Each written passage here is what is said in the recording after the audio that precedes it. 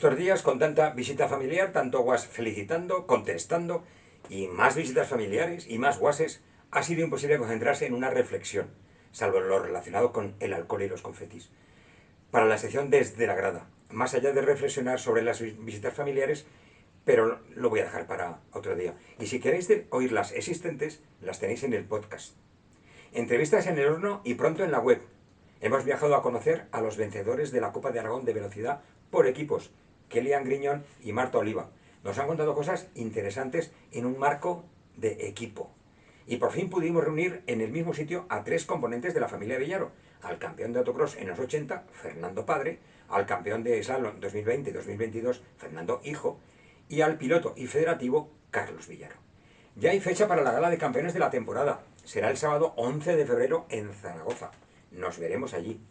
Ah, por cierto, mogollón de material que caduca. Cascos, monos, arneses, hands, zapatillas, coches, etc.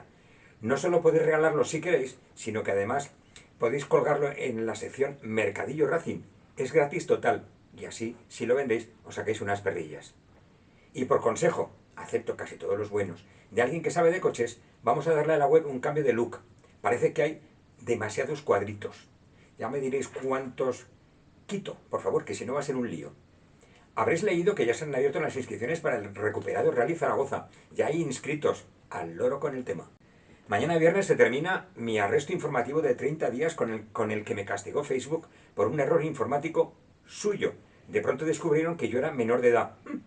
Volveré a colgar los sumarios y las entrevistas en el Facebook como siempre.